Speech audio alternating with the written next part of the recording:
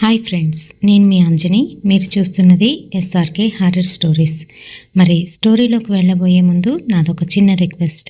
For best realistic horror and thrilling experience కోసం తప్పకుండా హెడ్సెట్ని అయితే పెట్టుకోండి. అండ్ మీ హారర్ స్టోరీస్ నాతో షేర్ చేసుకోవాలి, మన ఛానల్లో వినాలి అనుకుంటే నేను నా ఇన్స్టాగ్రామ్ లింక్ని డిస్క్రిప్షన్లో అయితే ఇస్తున్నాను. అక్కడికి వచ్చి మీరు నాతోని స్టోరీ అయితే షేర్ చేయవచ్చు. అది వాయిస్ మెసేజ్ రూపంగా కానీ లేదంటే మెసేజ్ రూపంగా కానీ.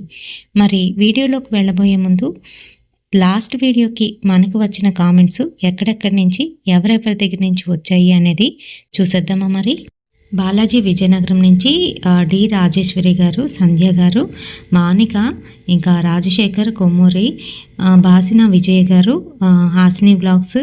సిస్టర్, మీరు నాకు ఇల్యూమినాటి గురించి అడిగారు కదా, తప్పకుండా అప్లోడ్ చేస్తానండి. కాకపోతే నాకు కొంచెం టైం కావాలి. ఏంటంటే ఇది చాలా బ్లాక్ మ్యాజిక్, నెక్స్ట్ మనం దేవుడికి ఎలాగైతే రిచువల్స్ చేస్తామో వాళ్ళు దెయ్యాలకి ఆ రకంగా రిచువల్స్ అయితే చేస్తూ ఉంటారు. అయితే అంతేకాదు, ఇందులోని పెద్ద పెద్ద వాళ్ళందరూ కూడా పార్టిసిపేట్ చేయడం వల్ల వాళ్ళు దాని గురించి చాలా మంచిగానే చెప్తారు. ఇల్యూమినాటి అంటే మీనింగ్ ఏంటి అని అంటే వెలివేయబడిన ఒక గ్రూప్ అన్నమాట. పూర్వకాలంలోని చాలా క్రితం ఇదేంటంటే క్రిస్టియానిటీలోనే వీళ్ళని వెలివేశారు. వాళ్ళందరూ ఒక గ్రూప్గా చేరి ఇంకా దేవుడికి పూజ చేయకుండా దెయ్యానికి పూజ చేస్తూ వాళ్ళు ఒక గ్రూప్గా ఫామ్ అయ్యి ప్రపంచానికే వాళ్ళు ఎదురు తిరిగి నిలబడి వాళ్ళకంటూ ఒక పెద్ద గ్రూప్ని అయితే నిర్మించుకున్నారనమాట. వాళ్ళే ఇల్యూమినాటి. మరి దీని గురించి పూర్తిగా వివరాలు అవన్నీ కూడా చెప్పాలి అని అంటే నాకు కొంచెం టైం కావాలి కదా. ఇదివరకట్లో కూడా చెప్పాను, కానీ ఎవరికి అదైతే నచ్చలేదు. అసలు ఇల్యూమినాటి అనేది ఉందా లేదా అనేది కూడా చాలామందికి తెలియదు. అసలు అదేంటి అనేది కొంతమందికి డౌట్ అనమాట. సో అందుకనే. అండ్ మురళీకృష్ణ గారు, ధనరాజ్ గారు, అమ్ములు సిస్టర్ కర్ణాటక బెంగళూరు నుంచి, చక్రపాణి గారు, వస్దా సిస్టర్ హాయ్ అండి, ఇందిరా గారు, వీరమణి సిస్టర్, రాజేశ్వరి గట్ల, ఇంకా రవిశంకర్ పి స్వర్ణ నుంచి, వంశీ గారు హాయ్ అండి. కొత్తగా మన ఛానల్కి వచ్చి కమెంట్ చేసినందుకు చాలా థ్యాంక్స్. ఇంకా స్వాతి సిస్టర్ శివు అనే అకౌంట్ నుంచి హాయ్ బ్రదర్. శ్రీరామ్ గారు, రూబీ గారు, ఇంకా ఎవరినైనా మిస్ చేసినట్టుగా అనిపిస్తే తప్పకుండా నాకు కామెంట్ సెక్షన్లో అయితే కామెంట్ చేయండి. ఇప్పుడు అయితే ఏమాత్రం ఆలస్యం చేయకుండా వీడియోలోకి వెళ్ళిపోతాం.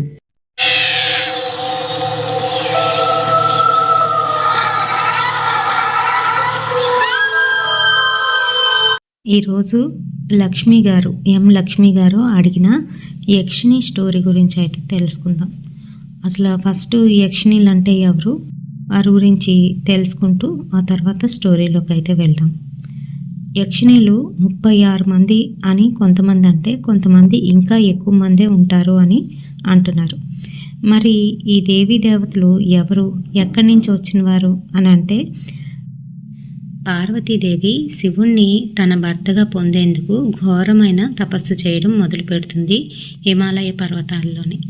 ఆమె తిండి తినకుండా అలాగే శల్యమయ్యి అక్కడ ఆయన కోసం తపస్సు చేస్తూ ఉంటే దేవీ దేవతలందరూ కూడా వచ్చి ఆమె తపస్సు ఫలించాలని, శివదేవుడు కళ్ళు తెరిచి తన కాసి చూడాలని ఎన్నో రకాల ప్రయత్నాలు చేసే సందర్భంలోని ఇంద్రుడు చెప్పడంతో కామదేవుడు తన భార్యతో కలిసి అక్కడికైతే వెళ్ళి తన కామ బాణాలని అయ్యవారి మీద, అమ్మవారి మీద కూడా వేద్దాం అనుకుంటాడు.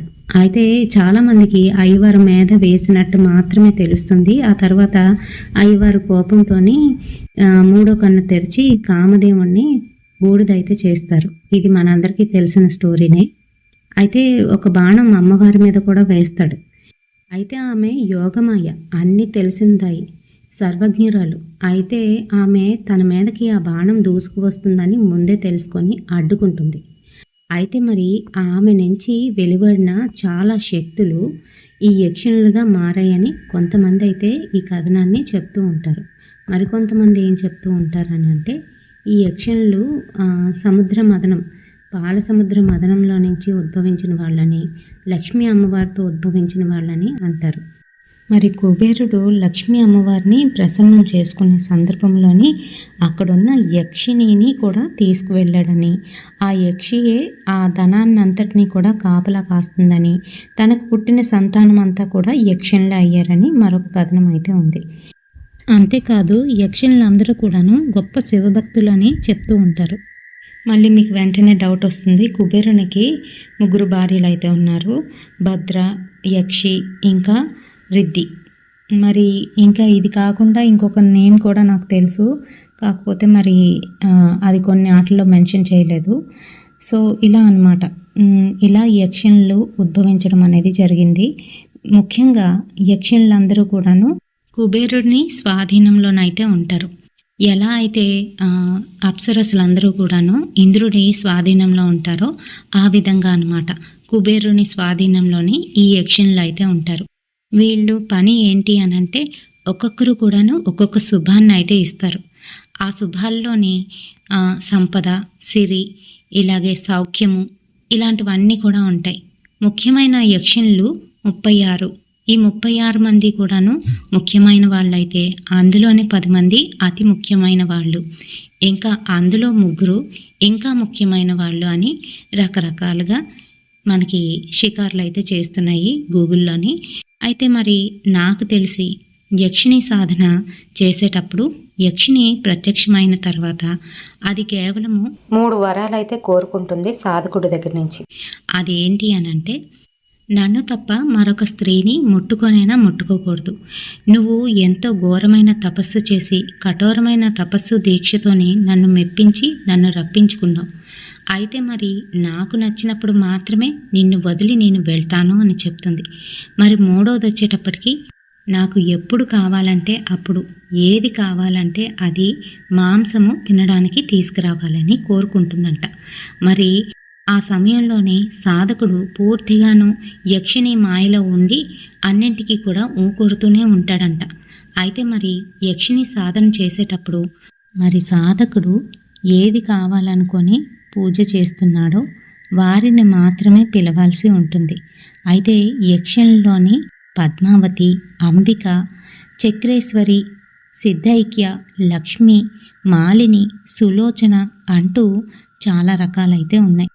వీళ్ళు ధనాన్ని ఆశిస్తూ చేస్తే లక్ష్మికి అయితే చేస్తారు. ఇంకా కామ్య అని ఒక యక్షిణి అయితే ఉంటుంది, మన కోరికల్ని తీర్చే యక్షిణి అన్నమాట. అలాగే సిద్ధైక్య మనకి ప్రతీది కూడా సిద్ధించడం కోసం. అయితే చాలామంది తెలియని వాళ్ళు ఏమనుకుంటారు అనంటే, యక్షిణులు అంటే కేవలము వాళ్ళ కోరికలు నెరవేర్చడం కోసం మాత్రమే వస్తారని అనుకుంటారు. కానీ అదేమీ కాదు. ఇప్పుడు నేను చెప్పిన విధంగా ఎవరైతే ఏ కోరికతోని ఏ యక్షిణిని పిలాలి అనుకుంటే ఆ యక్షిణి వస్తుంది, ఆ కోరిక అయితే నెరవేరుస్తుంది. అయితే మనం యక్షిణిని 3 రకాలుగా చూడాలి అని చెప్తాడు సాధకుడు. ఎప్పుడు కూడాను తల్లి భావంలోని, అక్క చెల్లెల భావంలోని ఈ యక్షిణిని చూస్తే పర్వాలేదు, కానీ తన ప్రేయసి కింద తను తలుచుకొని ఆ రకంగా తన కామవాంఛ తీర్చుకోవడానికి గనక యక్షిణిని పిలిస్తే గనక తప్పకుండా వస్తాయి, కానీ ఆ తర్వాత చాలా ఇబ్బంది పెట్టేస్తాయి. వాళ్ళు ఏంటంటే వాటి పర్పస్ని పూర్తిగా ఫుల్ఫిల్ చేసి వెళ్ళాలి అనుకుంటాయి, కానీ సాధకుడు పూర్తిగా దాన్ని నెరవేర్చలేడు. కనుక వాళ్ళు ఏమవుతారంటే వీళ్ళ వెనకాల పడుతూ ఉంటారు. అంతేకాదు వాళ్ళని తీసుకువెళ్ళిపోతారు. ఎప్పుడైతే అలా తీసుకువెళ్ళిపోతారో వాళ్ళకి ఇంకా విముక్తి అనేది ఉండదన్నమాట. వాళ్ళ కింద దాసీలుగా వీళ్ళు పని చేయవలసి ఉంటుంది. ఇప్పుడు సాధన ఎలా చేయాలి అనేది తెలుసుకుందాం. ఒక్కొక్క దానికి ఒక్కొక్క నియమం అయితే ఉంటుంది, కాబట్టి అది సాధకుడికి పూర్తిగా తెలియాల్సి ఉంది. మధ్యలో వదిలేస్తే కనుక తప్పకుండా వాడు పిచ్చివాడైపోతాడు. అందుకనే ప్రతి ఒక్కరికి గురువు అనేది కంపల్సరీ ఉండాల్సిందే. గురువు ఉపదేశ ప్రకారం, గురువు ఆజ్ఞ ప్రకారం వాళ్ళు ఎప్పుడు చేయమంటే అప్పుడు సాధకుడు అయితే చేయవలసి ఉంటుంది. కొంతమంది 3 రోజులకి మాత్రమే చేస్తారు ఈ సాధన, మరికొంతమంది 21 రోజులకి అయితే చేస్తూ ఉంటారు, ఇంకొంతమంది 41 రోజులకి సాధనని కంప్లీట్ చేస్తారు. ఒక్కొక్క దానికి ఒక్కొక్క ప్రత్యేకత అయితే ఉంటుంది. మరి చేసేటప్పుడు సాధకుడు ఇంట్లోనే ఉండి తలుపులు వేసుకొని బయటికి రాకుండా 3 రోజులు ఎటువంటి నిద్ర ఆహారాలు లేకుండా ఈ సాధన అయితే చెయ్యాలి అని చెప్తూ ఉంటారు. మరి 21 రోజులు చేసేది వాళ్ళు శ్మశానానికి వెళ్ళి పాత వటవృక్షం దగ్గర కూర్చొని అక్కడైతే చేసుకోవాలి. ఇంకా 41 రోజులు చేసేవాళ్ళు కూడా ఇదే ప్రకారం 12 నుంచి తెల్లవారి 3-3:30 వరకు ఈ సాధన అయితే చెయ్యాలి అని చెప్తారు. ఎందుకనంటే ఆ తర్వాత జనాలు అక్కడ సంచరిస్తారు కాబట్టి కనిపించకుండా సాధన చేసుకొని వచ్చేయాలి. అయితే రాత్రి 12 అయ్యేసరికే మీరు అక్కడైతే కూర్చోవాలి. శ్మశానంలో అన్నిటికన్నా పాత రావి చెట్టు కింద కూర్చొని ఈ సాధన అయితే చెయ్యాలి అని చెప్తారు. అక్కడంతా కూడా ముందుగానే శుభ్రం చేసుకొని మీ చుట్టూ కూడాను ఒక పెద్ద గీతనైతే గీసుకోవాలి. ఈ గిరులు ఎందుకు గీసుకోవాలి అనేది తర్వాత చెప్తాను. అయితే ముందు గీసిన గిరి మీరు దేవుడి కుంకుమతోనో లేదంటే విభూతితోనో గీయవలసి ఉంటుంది. రెండోది వచ్చేసి మీ ఒంట్లోని ఉన్న రక్తంతోనో లేదా అంటే యూరిన్తోనో ఇలా రౌండ్గాను గీతలాగా గీసుకోవాలి. ఆ తర్వాత మూడోది వచ్చి నల్ల కోడుల్ని తీసుకువచ్చి ఆ నల్ల కోడిని బలి ఇచ్చి ఆ చుట్టూ కూడా గీతలాగా అయితే గీసుకోవాలి. ఒక కోడిని అక్కడే బలి ఇవ్వాలి, రెండో కోడిని అట్టే పెట్టి ఉంచాలి. ఎందుకు అనంటే భూత ప్రేత పిశాచాలు లోపలికి చేరకుండా ఉండేందుకు ఈ గిరులు అయితే గీసుకుంటారు. ఆ తర్వాత ఆఖరణ మీరు మళ్ళీ ఆ బలినైతే ఇచ్చి బయటికి అయితే రావాలి. ఇలానే 41 రోజులు కూడాను దీక్షగాను మీకు గురోపదేశం చేసిన ఆ మంత్రం ఏదైతే ఉంటుందో ఆ మంత్రాన్ని జపం అయితే చేస్తూ ఉండాలి. మట్టితో చేసిన జపమాల అయితే మీ చేతిలో ఉండాలి. మాలలోని 108 పూసలు అయితే ఉండాలి. ఒక్కొక్క పూసకి 108 సార్లు మనం జపం అయితే చేస్తూ ఆ మాలని తిప్పుతూ ఉండాలి. మీరు రాత్రి 12 నుంచి మళ్ళీ 3 వరకు అనుకోండి. ఆ మధ్యలోని ఎంత సమయం ఉందో ఆ సమయాలకి తగ్గట్టుగా మీరు అన్నిసార్లు జపం అయితే చేయవలసి ఉంటుంది. ఇలా 41 రోజులు క్రమం తప్పకుండా 12 అయ్యేసరికి అక్కడైతే కూర్చొని ఉండి మీరైతే జపం చేయాలి. ఈ విధంగాను చేస్తే ఖచ్చితంగా అదైతే సిద్ధిస్తుంది. మరి యక్షిని వచ్చేటప్పుడు మనకి ఎటువంటి సంకేతాలు వస్తాయి అనేది కూడా తెలుసుకోవాలి కదా. మరి అయితే తను ఒక్కరిదాయే రాదు, తనతో పాటు భూత ప్రేత పిశాచాలు కూడా వస్తూ ఉంటాయి. చాలా రకాలుగా ఈ యక్షిని సిద్ధించే ముందు ఎన్నో విధాలుగా టార్చర్ అయితే పెడుతుంది మనకి. అక్కడ కూర్చొనివ్వకుండా, కనిపించకుండా ఒక్కొక్కసారి భయపెడుతుంది. మరొకసారి ఏంటి అనంటే ఎద్దు వచ్చి మిమ్మల్ని పొడవడానికి వస్తున్నట్టుగా భయపిస్తుందంట. అంతేకాదు చెవులో ఎవరో గుసగుసలాడుతున్నట్టు, మీ మీద అక్కడున్న పురుగుల్ని తీసి వేస్తున్నట్టు, మీ ఒళ్ళంతా కూడాను చికాగ్గా అనిపించేటట్టు కూడా చేస్తుంది. అయినా కూడా కళ్ళు విప్పకుండా మీ సాధన అయితే అలానే కంటిన్యూ చేయాలి. మరి యక్షిని వచ్చేటప్పుడు తనతో ఉన్న యక్షుడు అంటే తన సహచరుడు ఇంకా కొన్ని భూతాలు వెంట పెట్టుకొని వస్తుంది. వచ్చి మీ చెవులోని ఇలా అంటుంది, ఎందుకు నన్ను పిలుస్తున్నావు? నేను వచ్చానంటే నువ్వు సర్వనాశనం అయిపోతావు, నీకు అవసరమా? వదిలేసే ఇక్కడితో దీక్షని అంటూ ఎన్నో రకాలుగా చెప్తుందట.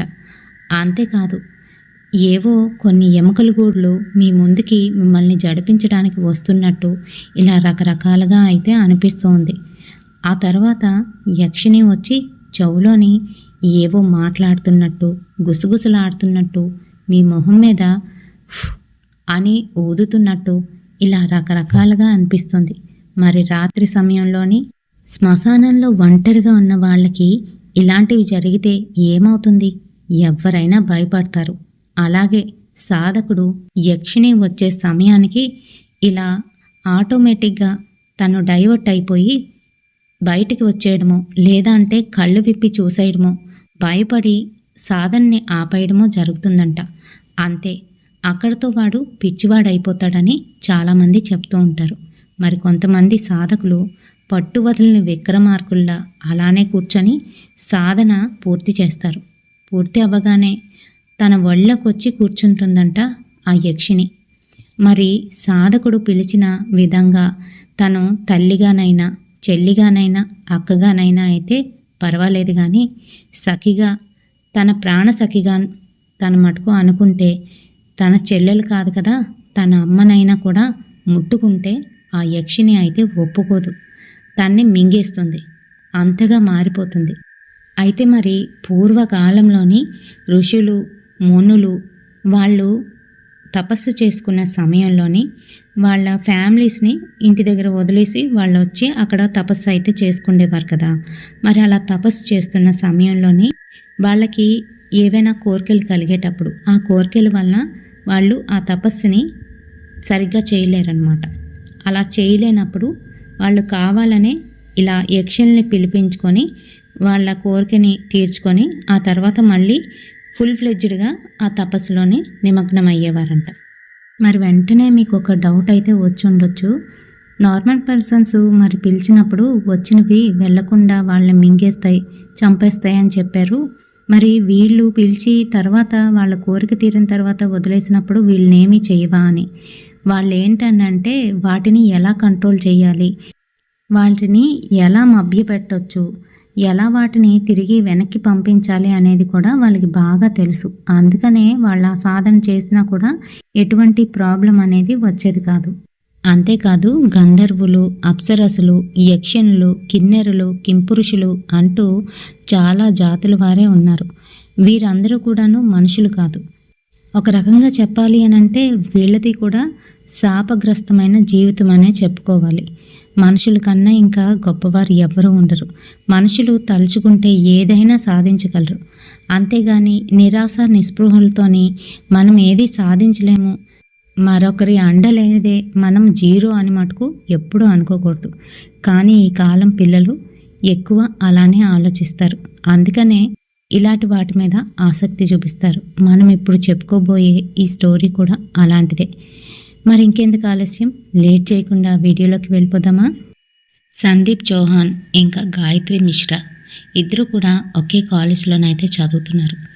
గాయత్రిది middle class family. Sandeep Chauhan మటుకు బాగా డబ్బున్న వాళ్ళ అబ్బాయి. మరి సందీప్కి గాయత్రి అంటే చాలా ఇష్టం.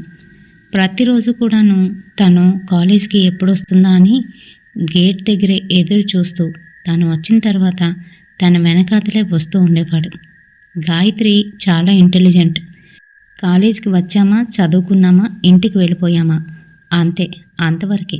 ఫ్రెండ్స్ కూడా ఎక్కువ లేరు, 2-3 ఫ్రెండ్స్ ఉంటారు. అయితే మరి సందీప్ మటుకు దానికి పూర్తిగా విరుద్ధం. గాయత్రిలా కాదు, అందరితో మాట్లాడతాడు. సరిగ్గా చదవకపోయినా కల్చరల్ యాక్టివిటీస్ అనగానే ముందుంటాడు. అలాగే స్పోర్ట్స్లో కూడా ముందుంటాడు. తనకి ఏది నచ్చినా నచ్చకపోయినా మొహం మీదే చెప్పేయడం బాగా అలవాటు. పైగా డబ్బులు కూడా బాగా ఎక్కువ ఉండడంతో తను ఏదంటే దానికి ఊకొడుతూ ఉంటారు ఫ్రెండ్స్ అంతా.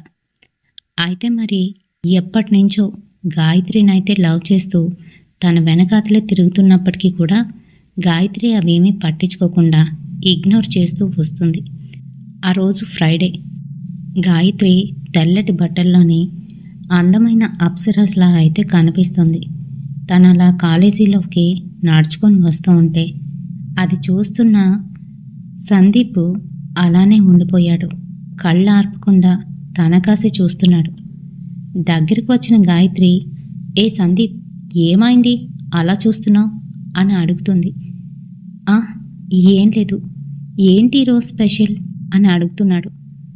ఈరోజు నా పుట్టినరోజు, సాయంత్రం పార్టీకి వస్తావా అని పిలిచింది. గాయత్రి, నీ బర్త్డేనా? సరే తప్పకుండా వస్తాను. ఎక్కడా అని అడుగుతున్నాడు. మీలా మేం గొప్పవాళ్ళమేం కాదు, ఇంట్లోనే ఏదో చిన్న పార్టీ, కొంతమందినే పిలుస్తున్నాను అని చెప్పింది. గాయత్రి అందరితో కూడా ఒకేలా బిహేవ్ చేస్తుంది. ముందే చెప్పుకున్నాం కదా, కేవలం 3 బెస్ట్ ఫ్రెండ్స్. వాళ్ళని తప్ప మిగతా వాళ్ళని ఏదో సరదాగా నామకే వాస్తే మాట్లాడేస్తుంది. అంతేగాని తన మనసులో మటుకు ఏమీ ఉండదు. అలానే మరి సందీప్కి అయితే చెప్పింది. సందీప్కి రెక్కలు వచ్చినట్టుగానైతే అనిపించింది. నన్ను నన్ను గాయత్రి పిలవడమా అని అనుకున్నాడు. ట్రిమ్గా తయారయ్యి సాయంత్రం 6 అయ్యేసరికి వాళ్ళ ఇంటి దగ్గరికి అయితే వెళ్ళి వాలిపోయాడు. మరి ఇంట్లోని చాలామంది అయితే కనిపిస్తున్నారు. గాయత్రి వాళ్ళ అమ్మ నాన్న గాయత్రికి ఒక మంచి సంబంధం అయితే చూశారు. అతను ఒక సాఫ్ట్వేర్ ఇంజనీర్, బాగా 2 చేతుల సంపాదిస్తున్నాడు.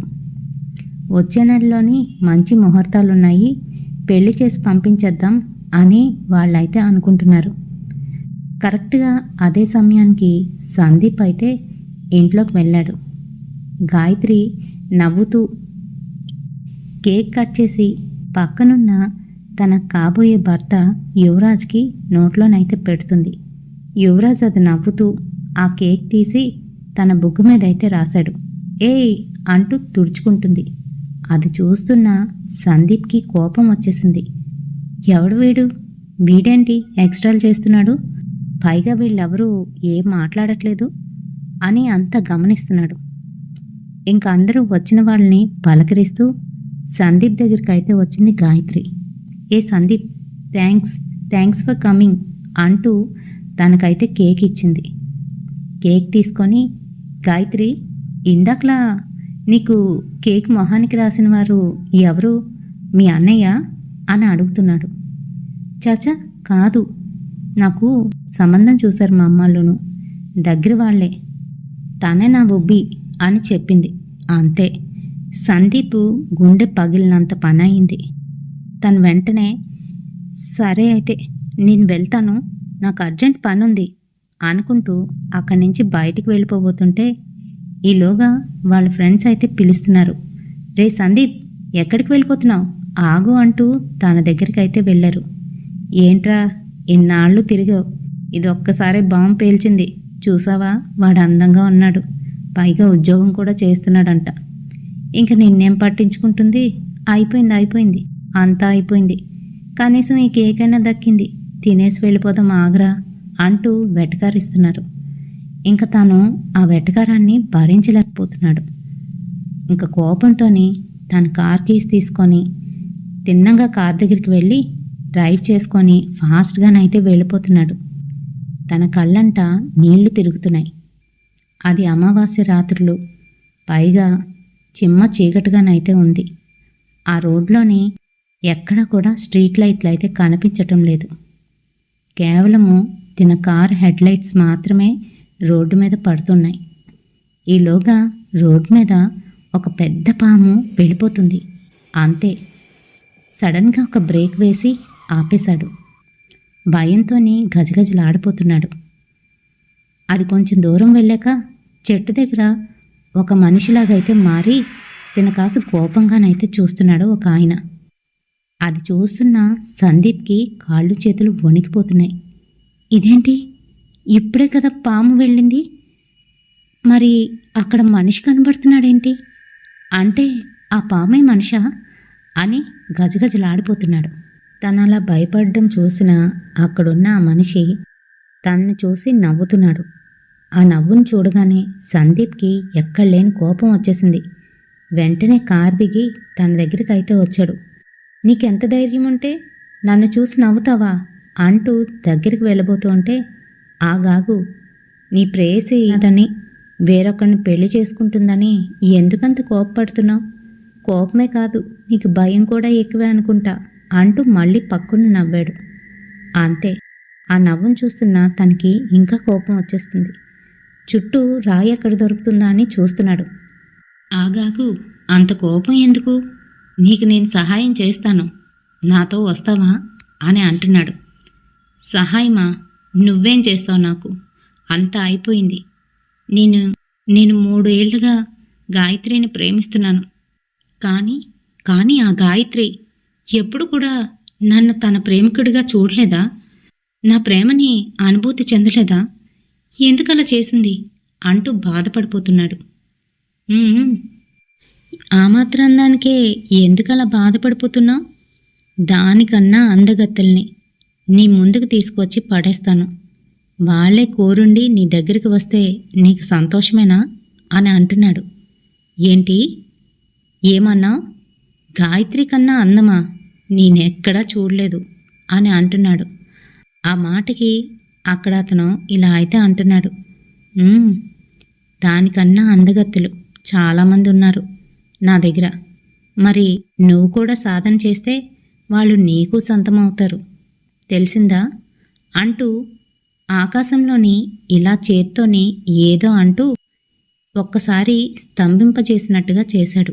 అంతే, ఒక్క మెరుపు మెరిసి దానిలో నుంచి ఒక అందమైన అమ్మాయి ముఖం కనిపించింది. అంతే, సడన్గా షాక్ అయిపోయాడు సందీప్. "అసలు నువ్వెవరు? ముందేమో పాములా కనిపించావు, ఆ తర్వాత మనిషిగా మారావు, ఇప్పుడేమో ఏవో కొత్తగా మాయలు చేస్తున్నావు. నువ్వెవరు ఇంతకీ? నేను నమ్మొచ్చా?" అని అంటున్నాడు. ఆ మాటలకి నవ్వుతూ, "నేను నీలాంటి మనిషినే, కానీ గొప్ప సాధన చేసి అన్నింటినీ నేను వశపరుచుకున్నాను" అని అంటూ ఇలా అయితే అంటున్నాడు. "నేను చెప్పింది చేస్తే ఖచ్చితంగా నీకు ఈ యక్షిని సొంతమవుతుంది. అంతేకాదు, నువ్వు కోరుకుందంతా ఇస్తుంది. చూడు, ఒక్కసారి తీక్షణంగా చూడు" అంటూ తనకి ఆ దివ్య దృష్టినైతే ఇచ్చాడు. అంతే, అక్కడ ఆ మెరుపులోని ఆ యక్షిని నించొని కనబడుతుంది. తన ఒంటి మీద ఉన్న బట్ట చాలా పల్చగా, చాలా మృదువుగానైతే కనిపిస్తుంది. తన కురులు విరబూసి ఉన్నాయి. అంతేకాదు, సొగసైన చేతులు, నడుము, ఇంకా పలువరుస అందంగా నవ్వుతుంది. అందానికి అందంలా కనిపిస్తుంది. తెల్లటి ఆ మేనిఛాయని చూస్తుంటే అప్పుడే పాలలో నుంచి స్నానం చేసి ఆ చంద్రుడి మీద నుంచి దిగివచ్చిన అప్సరసలా అయితే కనిపిస్తుంది. సారీ, యక్షినిలాగైతే కనిపిస్తుంది. అంతే, మరి అలానే ఉండిపోయాడు. నిజంగా తను నా కోసం వస్తుందా అని అంటున్నాడు. నిజంగానే. మరి కాకపోతే నేను చెప్పింది చేస్తే తప్పకుండా వస్తుంది. నువ్వేం చేయమంటే అది చేస్తుంది, తెలుసా అని చెప్తున్నాడు. ఇంక మరి చిన్నతనం అనుకోవాలో లేదా అంటే వెర్రితనం అనుకోవాలో సందీప్ అయితే తన మాటల్లో పూర్తిగాను మునిగిపోయాడు. "సరే, ఖచ్చితంగా చేస్తాను. ఏం చెయ్యాలి?" అని అడుగుతున్నాడు. "ఏం లేదు, సాధన చెయ్యాలి. సాధన అంటే ఇలాంటి సాధన కాదు. నేను గురువుగా మారి నీకైతే ఆ మంత్రం ఉపదేశిస్తాను. ఆ మంత్రాన్ని వీలైనన్ని సార్లు జపసాధన చేస్తూ ఉండాలి. అంతేకాదు, ఏవో 2-3 బలులు అయితే ఇవ్వవలసి ఉంటుంది. తప్పకుండా ఇస్తావా? దానికి నచ్చినట్టు ఉంటావా? అంతేకాదు, యక్షిని వచ్చిందంటే తన కోరికల్ని తప్పకుండా తీర్చాలి. 3 కోరికలైతే ఉంటాయి. ఖచ్చితంగా 3 కోరికల్ని తీర్చాలి. భయపడకుండా నువ్వు ఈ సాధనని చేయగలవా అని అంటున్నాడు. చేస్తాను, తప్పకుండా చేస్తాను గురువుగారు" అంటూ వెంటనే తనని గురువుగా స్వీకరించేశాడు. "సరే అయితే మరి ఈరోజే మొదలు పెడదామా? మీ ఇంట్లో వాళ్ళు ఏమనుకోరు కదా? లేకపోతే వాళ్ళకి ముందే చెప్పేసేయ్" అని అంటున్నాడు. లేదు, వాళ్ళకైతే ఏం చెప్పను, కానీ నేను మీరెక్కడికి రమ్మంటే అక్కడికి వస్తాను" అంటూ వెంటనే ఇంటికైతే ఫోన్ చేసి, "అమ్మా, ఈరోజు ఇంటికి రావడం కుదరదు. గాయత్రి వాళ్ళ ఇంట్లోనే అంతా అయిపోయింది. మా ఫ్రెండ్స్ వాళ్ళ ఇంటికి రమ్మంటున్నారు. అక్కడికి వెళ్ళి తెల్లవారే వచ్చేస్తాను" అని చెప్పి ఫోన్ కాల్ అయితే కట్ చేసేశాడు. మరి అవతల పక్క నుంచి వాళ్ళ అమ్మ ఏం చెప్తుంది అనేది కూడా వినలేదు. మరి మరుక్షణమే అక్కడ సమయాన్ని వృధా చేయకుండా అలా తీసుకొని వెళ్ళిపోతున్నాడు ఆ సాధువు. "ఎక్కడికి వెళ్తున్నాం, ఏంటి" అని అడుగుతూ ఉంటే, "ష్, అవన్నీ అడగొద్దు, అక్కడికి వెళ్ళాక అన్నీ తెలుస్తాయి" అంటూ లాక్కొని త్వరగా తీసుకుపోతున్నాడు. మరి వాళ్ళు ఒక పెద్ద శ్మశానానికైతే వచ్చేశారు. అది చూడగానే భయం వేసింది సందీప్కి. అయినా కూడా తను ఆ సాధన చెయ్యాలి, ఆ యక్షిణ్ణి పొందాలి అనే మోజులోనైతే ఉన్నాడు. అలానే వెళ్ళిపోయాడు. అక్కడ ఒక పెద్ద వటవృక్షం అయితే కనబడుతుంది. అక్కడికి వెళ్ళిన తర్వాత ఏవో కొన్ని తాంత్రిక పూజలైతే చేశాడు. చేసి చెవులోని సందీప్కి ఏవో చెప్పాడు. "ఏది, నేను చెప్పిన ఈ మంత్రాన్ని 3 సార్లు ఉచ్చరించు" అని అంటూ ఉంటే, "ఓం ఏం హ్రీం ఆగస్త్య సురసుందరి స్వాహ, ఓం ఏం హ్రీం ఆగస్య సురసుందరి స్వాహ, ఓం ఏం హ్రీం ఆగస్య సురసుందరి స్వాహ అని అన్నాడు. సరే సరే, ఇలానే మంత్రంలోని ఎటువంటి తప్పులు పోకుండా చక్కగా ఉచ్చరించు, నేను చెప్పానుగా అన్నిసార్లు. ఇదిగో మాల అంటూ తన చేతికి ఒక మాలనైతే ఇచ్చాడు. మరి యక్షిణిలోని సురసుందరి గొప్ప అందగత్తె. ఆమెను చూడగానే ఎవరైనా కూడాను వాళ్ళ పని మర్చిపోతారు, తన్నే చూస్తూ అలానే ఉండిపోతారు. అంత అందం. తనే మరి అతి సౌందర్య రాశి. అయితే మరి ఆ మంత్రాన్ని జపిస్తూ తను అక్కడే కూర్చొని కళ్ళు మూసుకొని దీక్షగా ఆ మాలనైతే తిప్పుతున్నాడు. ఇలా 41 రోజులు చేయాలి. ఇదిగో మొదటిసారి కాబట్టి నేనే ఈ బలినిస్తూ ఇక్కడ నీ చుట్టూ గిరిగీస్తున్నాను. రేపటి నుంచి ఇదే శ్మశానానికి ఇక్కడికే వచ్చి ఇదే సమయంలో మొదలు పెట్టాలి, 12 నుంచి 3 వరకు అంటూ తన చుట్టూ గిరులైతే గీశాడు. రెండో గిరిలోని తనకు సంబంధించి తన కాలి దగ్గర నుంచి కొంచెంగా కట్ చేసి అక్కడి నుంచి రక్తాన్ని అయితే తీసి దారగాను చుట్టూనైతే వేశాడు. మరి ఈ రకంగా తన జపం మొదలుపెట్టాడు. పూర్తిగా జపసాధనలో మునిగిపోయాడు. ఇంకా 3 అయ్యింది. అప్పటికి ఇంకా చేస్తూనే ఉన్నాడు. ఈలోగా దూరం నుంచి కుక్కలు ఓళ్ళు అయితే వినబడుతున్నాయి. 3 అయ్యుంటుందా అని మనసులో అనుకుంటూనే ఆ జపసాధన అయితే కంటిన్యూ చేస్తున్నాడు. ఈలోగా తనకైతే అర్థమైంది 3 కన్నా ఎక్కువ అయ్యిందని తనకు తెలిసింది. వెంటనే లేచి అక్కడి నుంచి వెళ్ళిపోయాడు. అంతే మరి. ఆ రోజు నుంచి 41 రోజులు దీక్షగాను ప్రతిరోజు కూడా ఇంట్లోని ఏదో ఒక సాకు చెప్పి లేకపోతే ఎవ్వరికీ తెలియకుండా అక్కడికైతే వెళ్ళిపోవడం, సాధన చేయడం, ఇదే రోజు తన పని. మరి అలానే 40 రోజులైతే పూర్తి చేసుకున్నాడు. ఇంకా ఆ 41వ రోజు ఆ సాధన ఫలించి తను వచ్చి తన ఒళ్ళో కూర్చుంటుందని భావించాడు. అలానే చేస్తున్నాడు. ఈలోగా ఎవరో వచ్చి చెవులోని గుసగుసలైతే ఆడుతున్నారు. ఏయ్, ఎందుకు చేస్తున్నావు? ఆపేసేయ్. అక్కర్లేదు, నేను వచ్చానంటే నువ్వు చస్తావు. నోట్లో నుంచి రక్తం కక్కుకొని చస్తావు. అవసరమా? ఆపేసేయ్. అక్కర్లేదులే అని అంటున్నట్టు మళ్ళీ చెవు దగ్గరికి వచ్చి అని ఊదుతున్నట్టు, మొహం మీద ఎవరో ఊదినట్టు ఇలా రకరకాలుగా అనిపిస్తుంది. అయితే మరి ఆ సాధువు ఎప్పుడు తనకి రాత్రిపూట కనిపించడమే కానీ తెల్లవారేసరికి అక్కడైతే ఉండేవాడు కాదు. తను వస్తాడులే అని తినైతే భయపడకుండా అలానే సాధననైతే కంటిన్యూ చేస్తున్నాడు. ఈలోగా వెనక నుంచి ఎవరో వచ్చి తన మీద కూర్చున్నట్టుగా బరువుగానైతే అనిపించింది. తను అలానే కళ్ళు విప్పకుండా సాధన అయితే చేస్తున్నాడు. ఈలోగా తన మీద ఏవేవో పురుగులు తెచ్చి వేస్తుంది. అక్కడ ఆ శ్మశానంలో తిరిగే కీటకాలన్నీ కూడాను తన దగ్గరికి వచ్చి ఏవో శబ్దాలు చేస్తున్నట్టు కీచు కీచుమంటున్నాయి. పైన తీతూపెట్లు అరుస్తూ పైనుంచి గట్టిగానైతే అరుపు వినిపించింది. ఒక్కసారిగా జల్లుమన్నాడు. మరి చిన్నవాడు కావడంతోనే అంతకన్నా చేయలేకపోయాడు. కళ్ళు విప్పి పైకైతే చూశాడు. అంతే, ఆ యక్షిని ఇప్పుడొక భయంకరమైన పిశాచిలా కనిపిస్తోంది. గట్టిగా అరుస్తూ నవ్వుతూ తన మీదకైతే పడింది. అంతే, ఆ తర్వాత క్షణంలోని ఏం జరిగిందో తెలీదు. తెల్లవారి అక్కడే తను పిచ్చివాడిలాగా ప్రవర్తిస్తూ మట్టినంతా కూడా ఒంటికి పూసుకుంటూ జుత్తు పీక్కొని అంతా తిరుగుతున్నాడు. అక్కడికి వచ్చిన కాటికాపరి అది చూసి, అయ్యో ఎవరి అబ్బాయి, ఏమైంది అని దగ్గరికైతే వెళ్ళాడు. అక్కడ రాత్రి సందీప్ చంపిన ఆ కోడ్లు అక్కడే కనబడుతున్నాయి. అంతేకాదు గీతలు గీసి కూర్చున్నాడుగా, అది కూడా కనిపిస్తుంది. అంతే మరి, కాటికాపరికి ఏదో అర్థమైంది. అయ్యో ఎంత పని అయిపోయింది, ఈ పిల్లాడెవడో అని పాపం అక్కడంతా కూడా చూస్తున్నాడు. కానీ తన మటుకు పిచ్చి పిచ్చిగా అరుస్తూ తన దగ్గరికి వచ్చి రక్కేస్తున్నాడు. ఏ లెగు, దూరంగా వెళ్ళు, దూరంగా వెళ్ళు అంటూ తన్నైతే తరిమేశాడు. ఇంకా ఆ శ్మశానంలో నుంచి బయటికి వెళ్ళమని ఎంత తోస్తున్నా కూడా బయటికి వెళ్ళట్లేదు. శ్మశానం అంతా కూడా కలయి తిరిగేస్తున్నాడు సందీప్. మరి ఇలానే ఉంటాయి.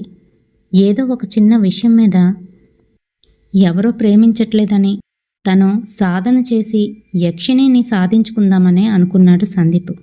కానీ ఆఖరికి జీవితమే మారిపోయింది, తలక్రిందులైపోయింది. డబ్బున్నందుకు, హోదా ఉన్నందుకు ఏదో రకంగా మంచిగా చదువుకొని ఉద్యోగం తెచ్చుకుంటే ఇంకా అందమైన స్త్రీ తన జీవితంలో రాదంటారా? మరి ఇది చాలా చిన్న కథ అయినప్పటికీ కూడాను నిజంగా జరిగిందే. నార్త్ ఇండియాలో జరిగిన ఈ రియల్ ఇన్సిడెంట్ని మీతోనైతే షేర్ చేశానండి. మరి ఈ కాలం పిల్లలు చాలా వరకు ఇలానే ఉంటున్నారు. ప్రేమించిన వాళ్ళకన్నా ముందు మిమ్మల్ని కన్నా ఆ ప్రేమని గుర్తించండి. ఆ తర్వాతే మిగతావన్నీ కూడాను. వాళ్ళ కోసం ఆలోచిస్తే మనకి ఇవేమీ పెద్దగా అనిపించవని నా ఉద్దేశం.